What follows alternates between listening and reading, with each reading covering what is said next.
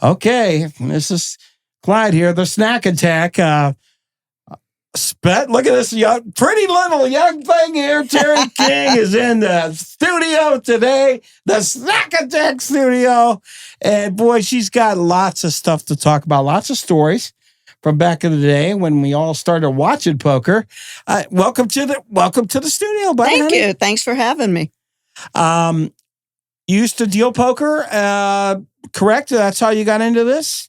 No. Let all the fans know how you got started into poker then. Well, I got started, I graduated from high school and couldn't decide what I wanted to do. Had a fight with my mom and I ran off to Vegas to stay with a friend. I had a one-way ticket, $200 in my pocket, and no plan B. And she happened to play poker. So I started playing poker after watching her a bunch of times and eventually started playing $1 to $3 limit, 7-card stud at the Dunes. I was underage. They didn't care back then. Ask Linda Johnson. She and I were two of the few women that played poker back in the 70s. And I just kept winning every day and never went to work for a couple of years. I finally turned 21 and started dealing poker. Wow. That's great. That's already a great story right there. That's what can happen to you. You get hooked just like that. Yeah. Give us some more stuff about what has poker led your life to. You used to date one of the big poker pros. I did. I went with Chip Reese from 78 to 83. We were engaged and our lives just kind of took different paths back then. And we stayed friends until he sadly departed way too soon. Did he teach you anything about poker while you were there? No? As I always say, he taught me everything I know. He couldn't teach me everything he knew because he was just too smart.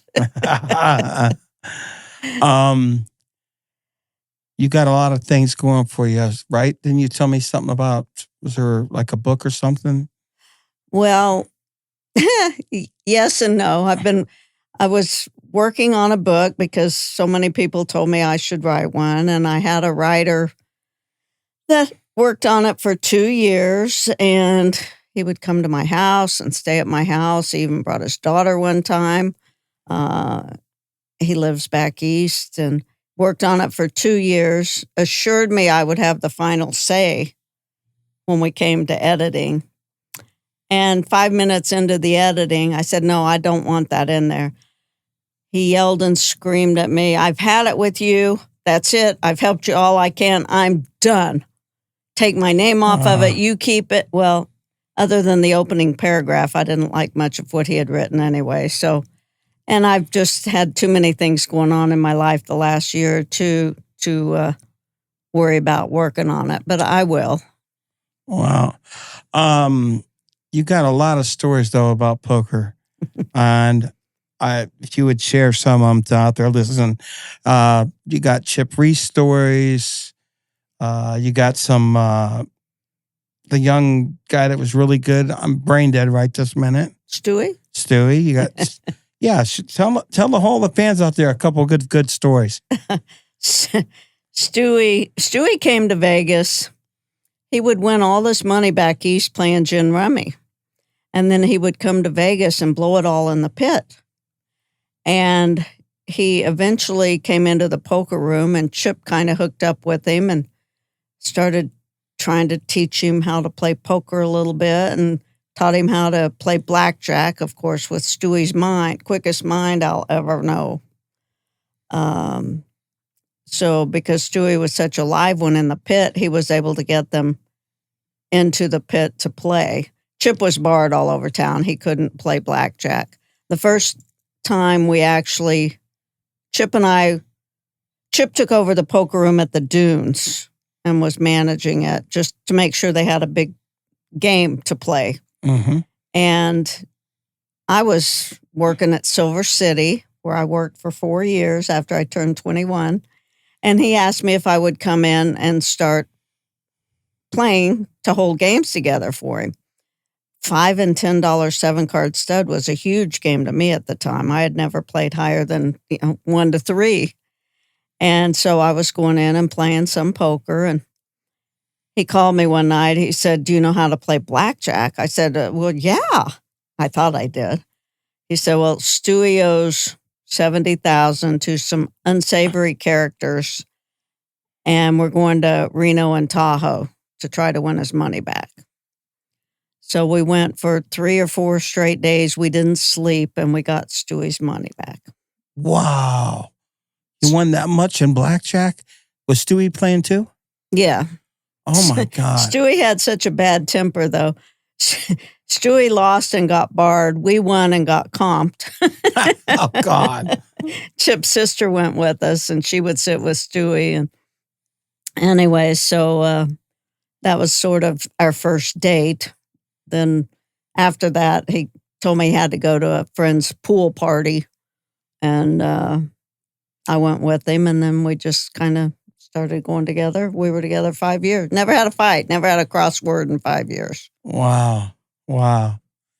I've heard quite a few stories about Stu Ungar, about how smart he was. It's amazing. Oh, it was like before his time, is what I hear. It was unbelievable. Now people say, "Oh, well, he was always on drugs." No, when I first met him, he wasn't doing drugs at all. I mean, that didn't happen for several years, as far as I know. Now, I will say, the first weekend Chip and I moved in together, the guys were doing some crazy stuff. My drug use is, I smoked 3 joints when I was 19 on separate occasions. That's the extent. But back then, possession was 20 years, and God dang. Wow. And distributing was life. What? Really? Yeah, so I was living a little dangerously. But when I was working at Silver City, we had such a fun crew. I was there from 74 to 78. When I started going with Chip, he's like, "Okay, you're quitting your job." I said, "Oh, darn, okay." He had to be entertained all the time, and there wasn't always a big game for the guys to play.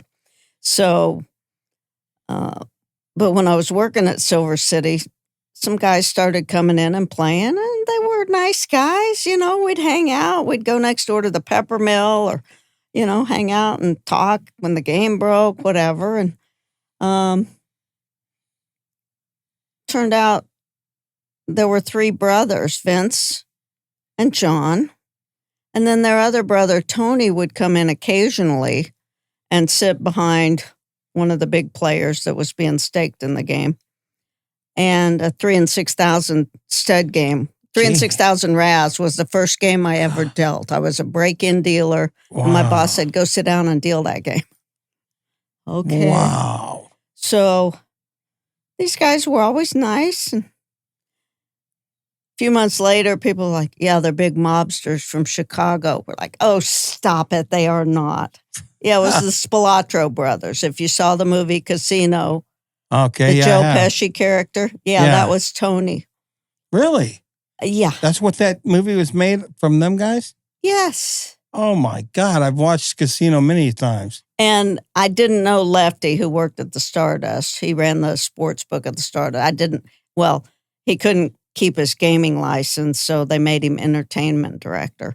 But and he and Tony were friends from, like, childhood friends from Chicago. But we couldn't believe it. They were always nice, and till they weren't. In fact, John just passed away a few weeks ago. And I never knew what happened to him, but Tony got blacklisted in Vegas from all the casinos, and he started extorting money from all the big players. Oh, yeah. I think I've seen that in the movie. If you didn't give him money, they were going to kill you or something? Well, he would call the house every day. "Is Chip there?" "No, he's not here, Tony." Fortunately, we didn't have cell phones back then. "Oh, did you tell him I called?" "No, I'm sorry, I forgot." Now, he didn't talk nasty to women. He was respectful in that. And I'm not going to say anything I wouldn't say to his face, okay? I mean, Right. but he was a scary character. Well, Billy Baxter and Doyle were booking back then, booking sports. And Tony went to Billy. He said, let me tell you something. You and your friend are going to give me 25% of everything you do from here on out. And if you don't, you tell him that he's going to get a knife stuck right in the middle of that big fat puzzle gut of his. Oh, God. So Billy goes to Doyle. I mean, they were scared. Yeah. He was a scary guy. And he says, yeah, he says, you're going to get a knife in your big fat gut. And Doyle looked at Billy. He said, well, what's wrong with your gut? This is a true story you're telling me, too. Yes. Right? I want the fans to know this. It's This is a true story, folks. Billy Baxter did some podcasts. It's called Gambling with an Edge. He's done a few. I did one. And Billy, so they were scared. So I met Doyle when he was 38, actually 39, and knew him his whole life. Yeah. I mean, until he passed away.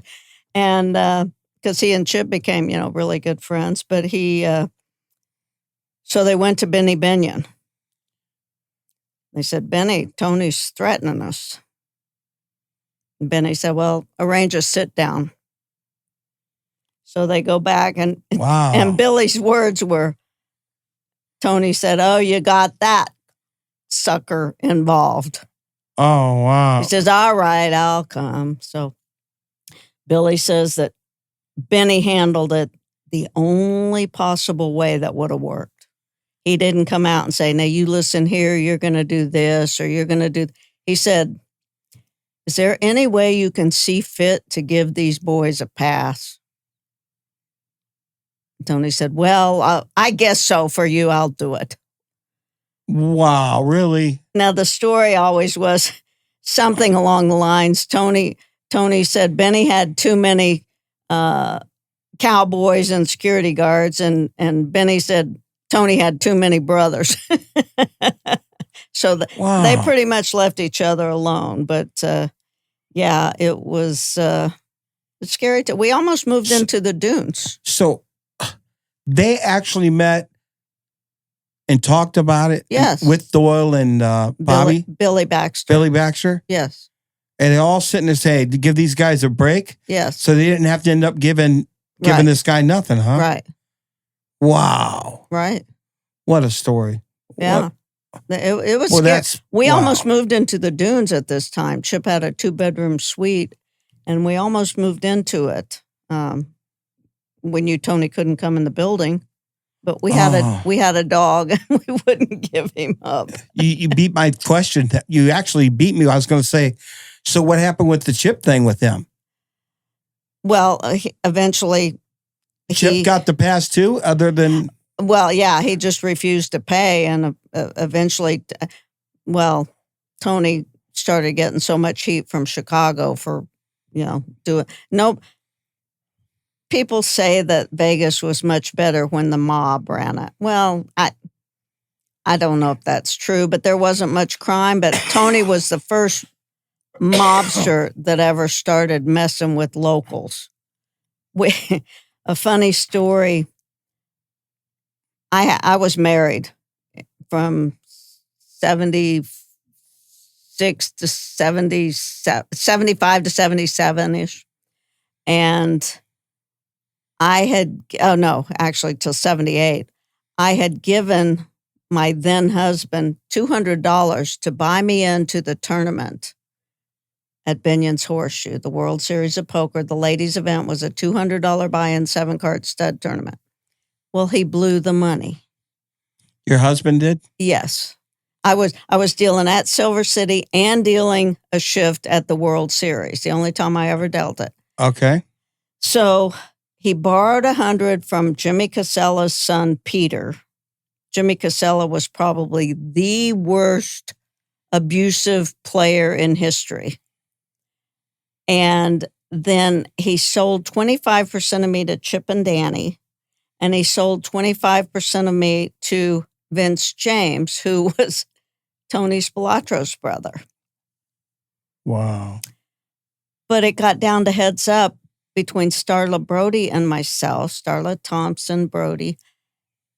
And she was a way better player. She was a little younger than I was, but she was a way better player. But because Danny had a piece of me, he came over on a break and gave me some tips how to beat her. Okay. And I did. Oh, wow. And you never told me this before, by the way. Yeah. So that's how I won it. And so years later, when Chip and I are living together, well, Tony's, started jacking the players for money, they started robbing houses. Oh, my. The Hole in the Wall gang. They got busted robbing Bertha's furniture and jewelry store. Well, it took us a while to figure our house got robbed, and they got my bracelet. So Tony's brother had 25% of me, and Tony wound up with my bracelet as far as we know. I mean, that's... Is Tony still living? Tony, no. He and his brother... Been gone? So you have no clue where your bracelet is? They got beaten up and murdered and found buried in a cornfield. Wow. In, I think, 86, something like that. Jesus, Calamity. That was pretty wicked back then. That's pretty wicked stuff back then. Oh, yeah. It was no joke. You minded your business back then. Wow. Yeah. So, I mean, Jack Binion would have given me another bracelet, but it was a gold chunky. I would never have worn it. It looked like a man's bracelet. Of course, it would be nice to have now, but... might be worth a lot now. I mean, that's... Well... What year was that again? 75? 78. Hey, let's not make it... I was only 7 as it was. Oh. Wow. So, yeah, things were a little scary back then, but yeah, some of the crazy stories... We were looking to buy a house. We looked at some. Chip said, "Nah, I don't want to look over there on the Las Vegas Country Club." Well, Doyle bought one. So Chip said, "Okay, we can buy the one down the street." And then Billy Walters moved in next door to us. And the crazy things that Chip and Billy Baxter and Doyle would play gin rummy at the country club. Okay. Some kind of 3-way, not captain's gin. I don't even understand it. Anyway, so every night Doyle would be winning along about 6 o'clock. I got to go. Mama's cooking. So about the 5th night that week, Billy and Chip got Doyle buried. He made him change tables. He thought that... They said, "Doyle, this is a bloodbath. You're stuck over 700,000 now. Oh, my God. Well, you got to stop. Shut up and deal the cards, Blondie." Oh, my... You were dealing? No, Blondie. No, I was a brunette back then. This is a bleach job. Chip was always Blondie to Doyle. Oh, okay. "Shut up and deal the cards, Blondie." Well... He finally made them strip down naked. What? He thought they were wired up. Oh, my God. Really? Doyle thought that? I love these old stories. I could sit here. Chip came home the next morning. Doyle paid the little attendant. They're supposed to lock up. Chip saw Doyle leave the room. I was like, "Just you stay as long as you want, Mr. Brunson. You let me know whenever you're through playing." Oops, sorry. That's okay.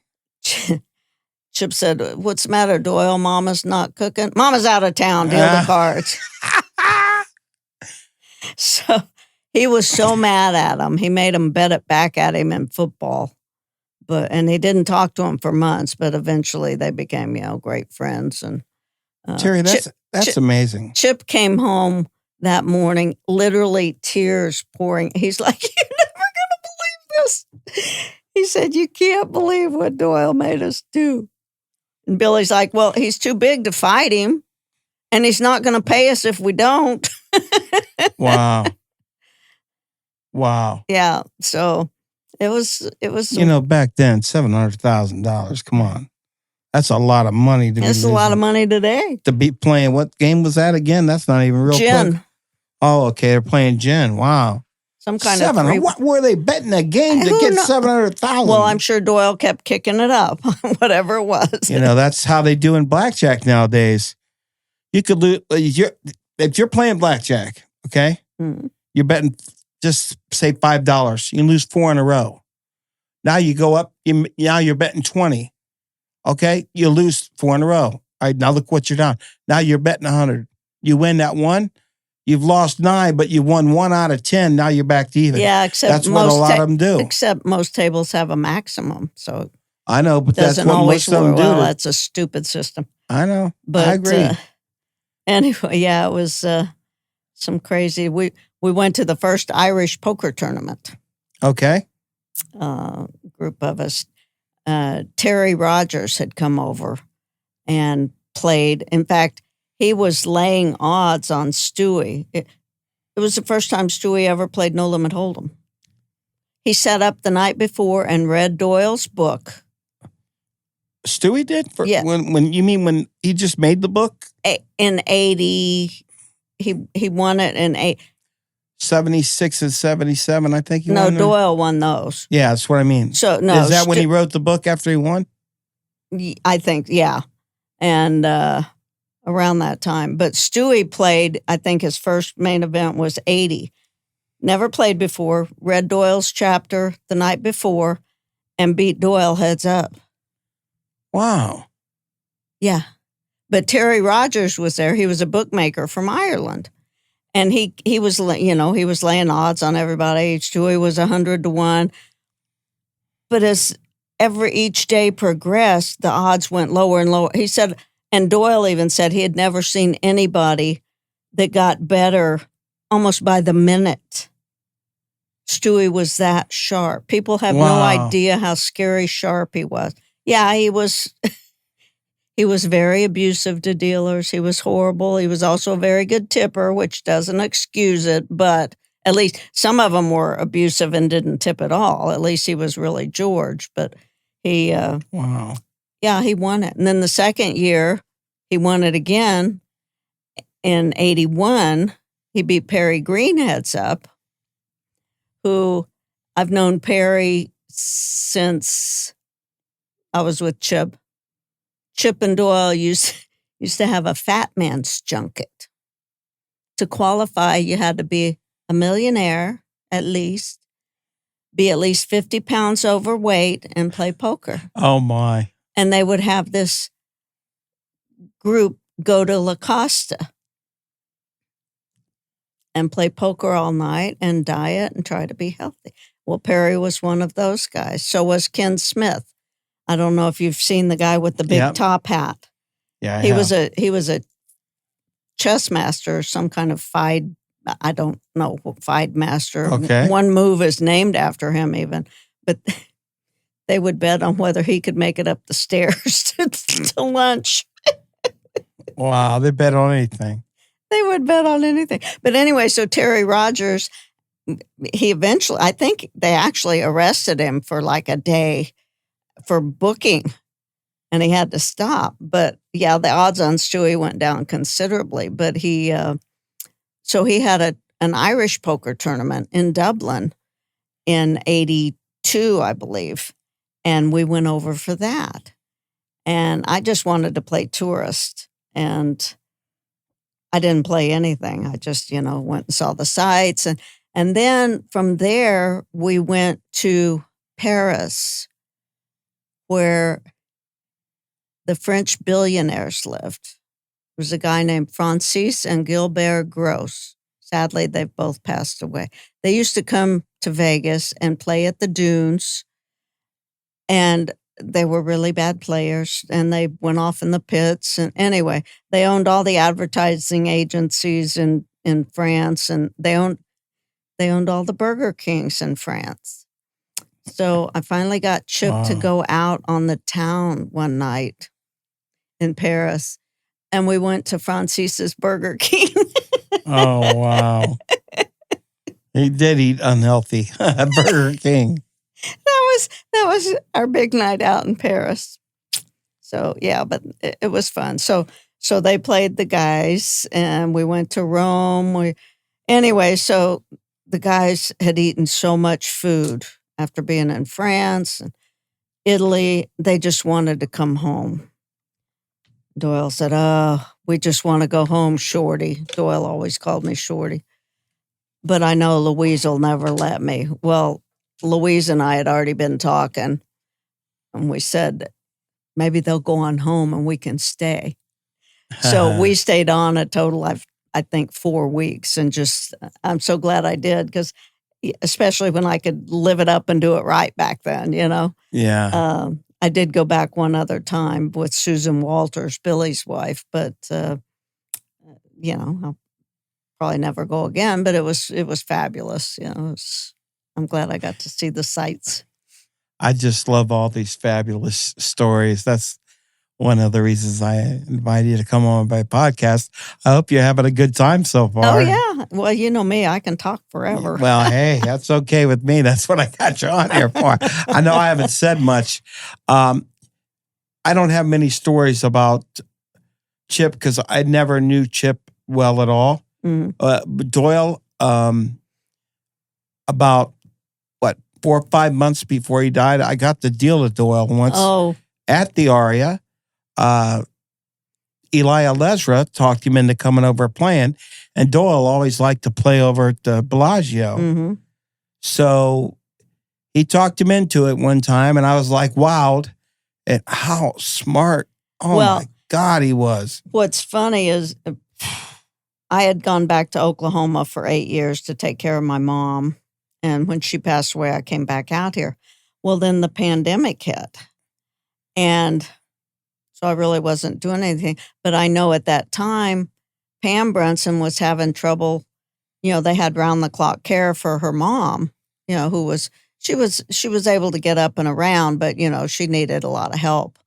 And Pam couldn't keep supplies, cleaning supplies and paper towels and disinfectants. I said, Pam, I'm a senior citizen. I can go an hour before the stores open. So I started doing that for them. I said, is there anything else you need? She said, well, not unless you want to go to work as a caregiver. I said, well, I'm not trained for that. She's like, well, there's really not much to it. Basically, it was, giving Louise her meds and taking her blood pressure and fixing their meals. Wow. I said, well, I'm not doing anything else. The poker rooms were shut down. And I said, okay. So I went to work for him. And I was working for him when you talked about how sharp Doyle was. Yes. Doyle said, well, tell him he should have seen me 20 years ago. I said, he saw you yesterday and he still thinks you're pretty darn smart. I'll never forget when Stewie finally started hanging out with Chip. He's like, thank God I finally met somebody that's almost as smart as me that I can hang out with. Oh, my God.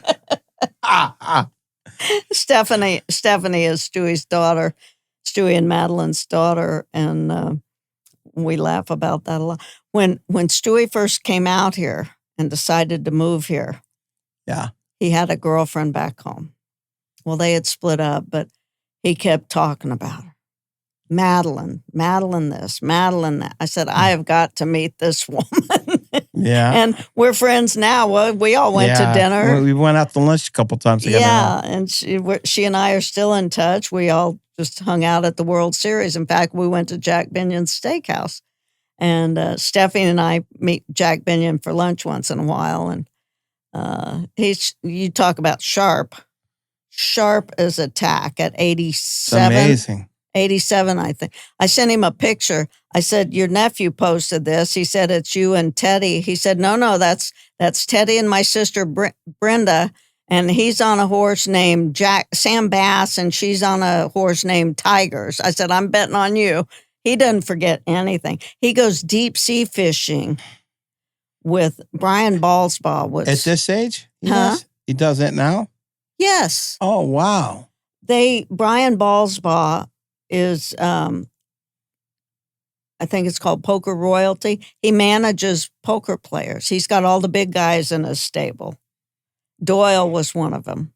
Wow. And anyway, Jack goes deep sea fishing in Alaska with Brian, and Brian said, it doesn't matter who's there, 12-year-olds, 23-year-olds, 57-year-olds, nobody can keep up with Jack.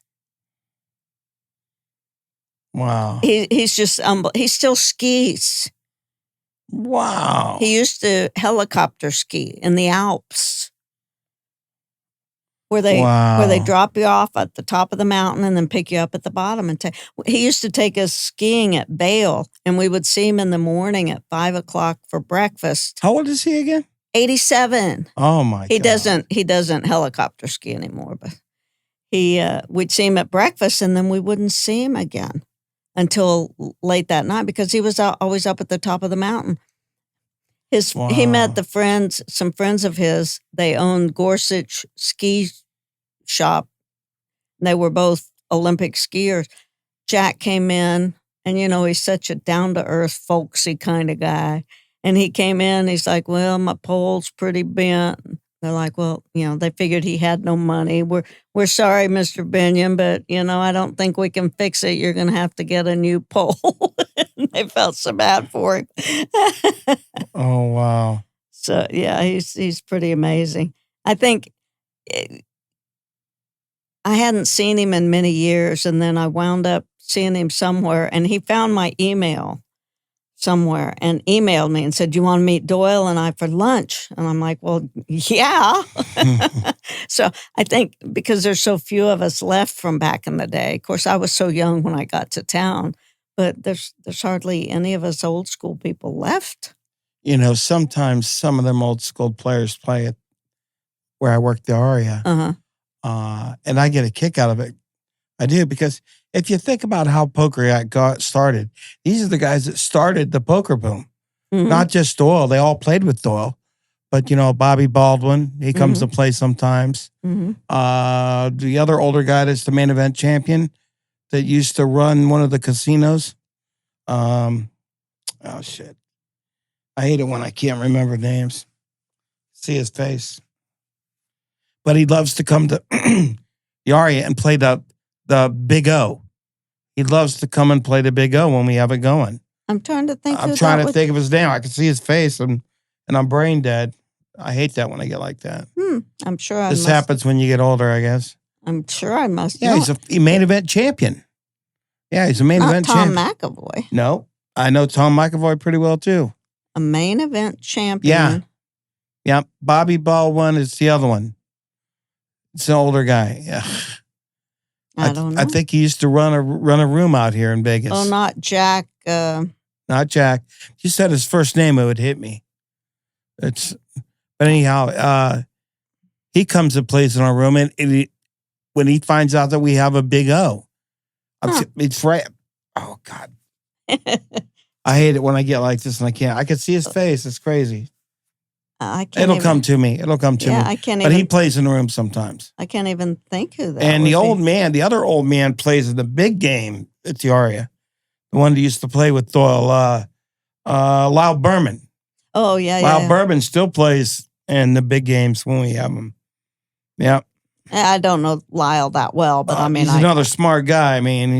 He's on the phone constantly while he's playing the game, so. He still has a lot of stuff going on. Oh, I'm sure. He's constantly on the phone. I'm sure. Well, I know Elliot Alezra. Yeah, I see him all the time. Good friends with all those guys. But and I met him a few times, but I don't really know him.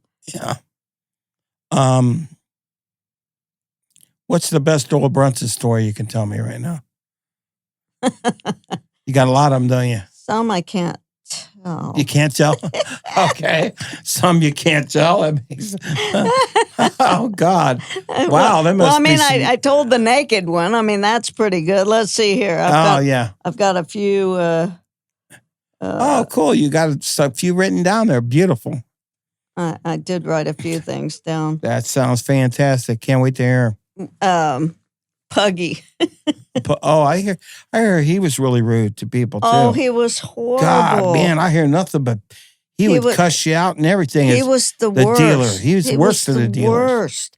But well, not the worst, but he was really bad. But God, that's what I hear. he was playing at the Dunes one time. I think Johnny Moss ran the room. Johnny Moss ran a few rooms. He ran the Aladdin, the Flamingo poker room, the Dunes several times. They had it marked right on the board. Rake 0 to 50%. What? Yeah. Snatch game. 0 to 50%. Yes. And if he was losing, and back then you dropped the coins. They were silver quarters. And he'd empty all the drop boxes and use it to play. Oh, my. But Puggy was playing. Johnny was in the game. Puggy's losing, and he's abusing. Which Johnny? Johnny Moss. No, Johnny Moss. Okay. And he was abusing the dealer. It was a little bitty Korean dealer named Kim. And she got up. She got tapped out, came around the table, reached over and grabbed handfuls of $100 chips of Puggy's and threw them at the Keno board. Oh, my God. And Puggy looked at Johnny and said, well, what are you going to do about that, John? And Johnny said, well, I don't know, but if it was me, I'd smack her. So Puggy jumped up, and Puggy was a big guy. I know. And Pete Spotty, the dealer, tackled Puggy. And little Kim came around and got Puggy in a headlock and was beating him over the head with her high heel. Oh, my God. Now, oh, my God. Puggy and Chip, of course, Puggy was like an ATM machine for Chip. Chip used to beat him out of money playing backgammon. I would take Chip over and drop Chip off at Puggy's house in his pajamas, and they'd do nothing but play backgammon or gin or something all day long. That's crazy. And so they all jumped Puggy? Is that what I'm getting here? And she started knocking him on the head? Well, Pete tackled Puggy, and she got him in a headlock and knocked him. But so, oh my God! So Puggy was like a little old hen around the house, though. And somebody asked me if it was Puggy that peed on a dealer's leg. Puggy was a neat freak, so I really doubt that Bobby Brazil did, but I really don't think it was Puggy. But he would do a lot of things. But so I was going to breakfast with Puggy up in Reno or Tahoe, I forget which one. And we're walking to breakfast, which in itself was a treat. He was so rude. Hey, miss, I need coffee. I'd say, Puggy. God, man. She's busy. She'll be here in a minute, and quit yelling and quit clapping your hands at her. So we're walking to the restaurant, and here goes little Kim walking across. Puggy stopped. Oh, no. And he bowed, and he said, hello, Miss Kim. Oh, my God. I told you have great stories. Puggy always said... I love these stories. Puggy says, thank God security shows up. I ain't never won one of them fights yet. Oh, my God. Well, one Doyle story you'll like. Chip and Doyle used to make weight bets all the time. Weight loss bets? Yes. They would have to weigh on the horseshoe meat scales. Oh, God. Okay. So they bet, I think this time was 50,000. I don't know. God dang. Wow. Well. 50 grand. 50 grand's a lot of money back then. Chip stayed home, watching sports, whatever.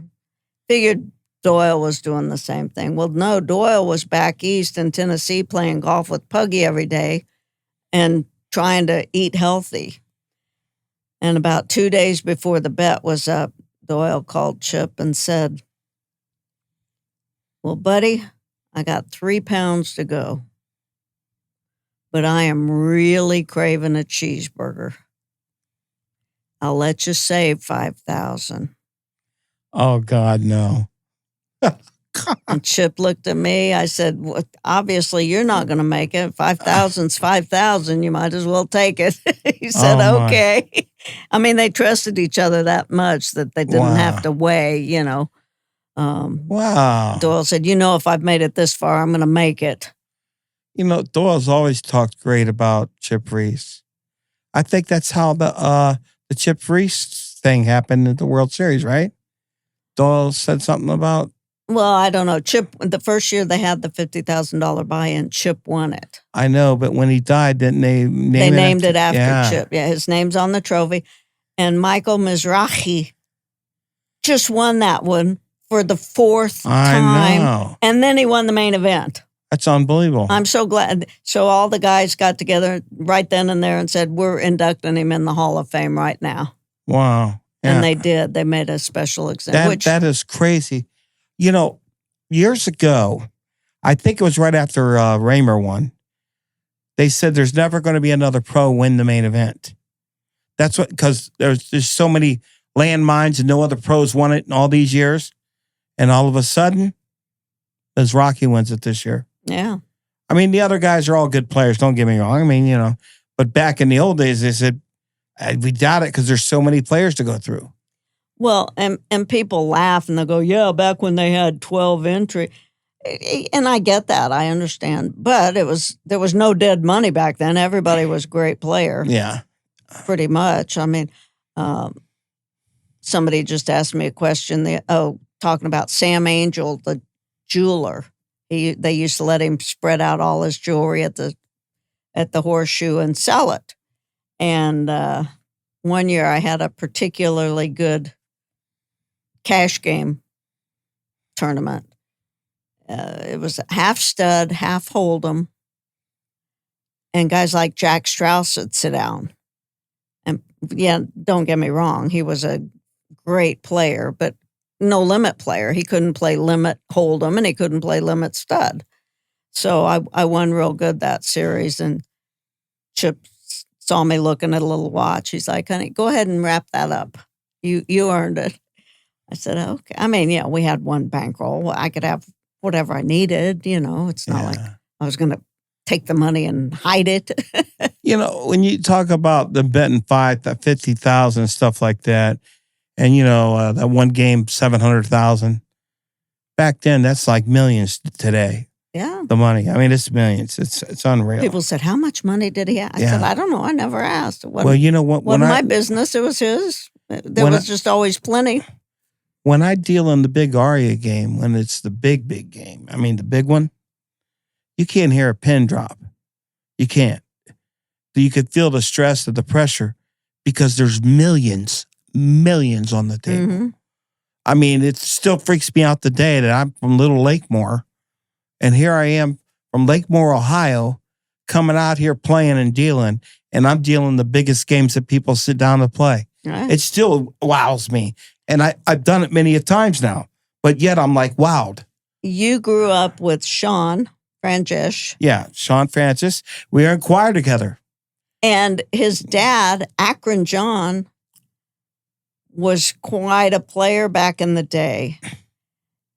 He wasn't the greatest player, but Chip said, boy, I tell you what, he's not the greatest player, but I'd hate to play him every single day, all day long, because he's just a pit bull. He makes you fight for every dollar you get. And I think it was David Gray. I have a little Facebook group, and something came up one day, and I think it was David that said, I never once got the last raise in on Akron Sean, ever. And you know what's crazy? I've known Sean for a long time. We went to high school together. Right. And we were in choir together. By the way, we won a lot of ribbons in choir. We were good. But I never did meet his dad. So when you say Akron John, I'm like, man, it's too bad I don't remember ever meeting him. Oh, yeah. Is he still living? Yes. Okay, well, I'll have to ask Sean Sean's about that. at their house now. Okay. They moved to... Sean started out as a...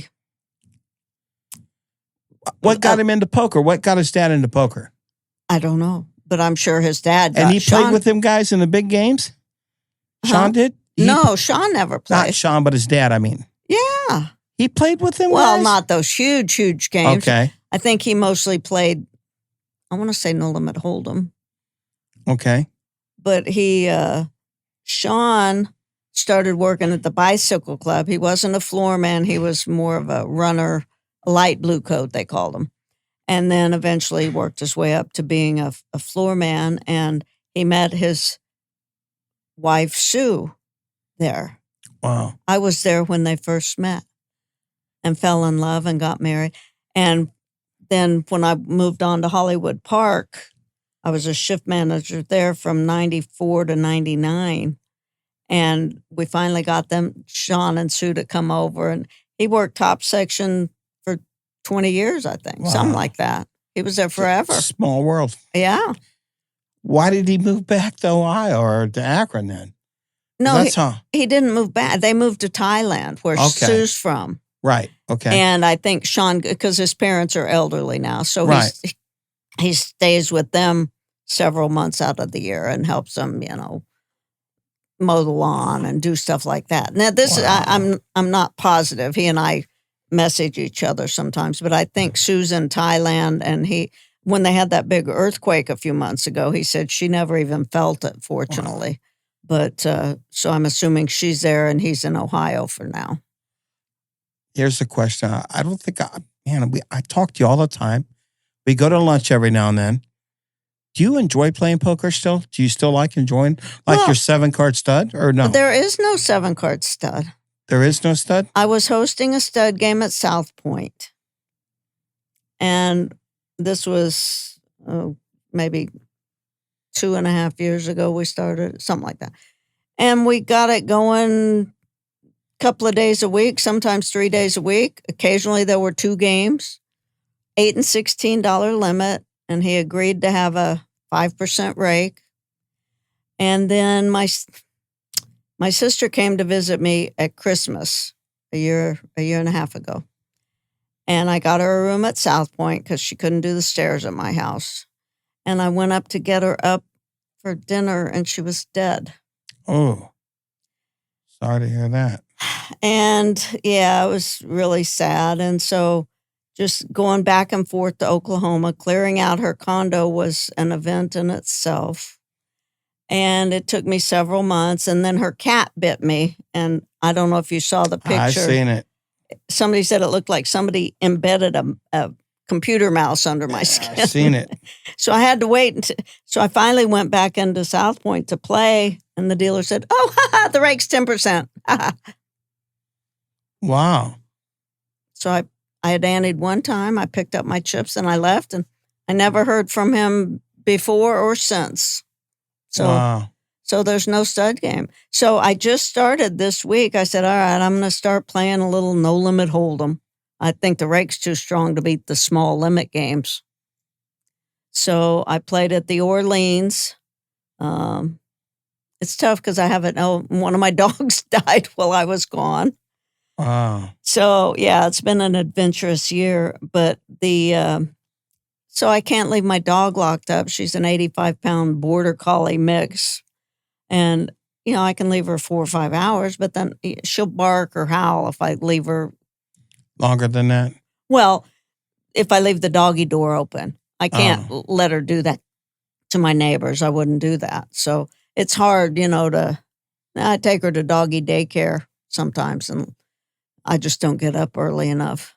So I am going to start playing some no-limit hold'em. I saw a friend of mine, Hamid, at the Orleans. He said he would help start, maybe at the Bellagio, start a 7-card stud game, maybe 15 and 30. It's a little high for me. 30-60 that they have occasionally is too high, and they're usually good players. Yeah. So, we might possibly get something going. I would love to. I would play every day if they had a stud game. Yeah, well, I'd love to play all the games. Well, I just don't. Of course, my best game's Omaha, 8 or better, and I usually go either to the Orleans or I go to Santa Fe. Santa Fe only has that 4-8, but that's Orleans so far out there. Orleans has. Well, I live over there by there though. Oh, and Orleans has the 4-8 and the 8-16. Listen, all the stories have been great here, but we're running short on time now.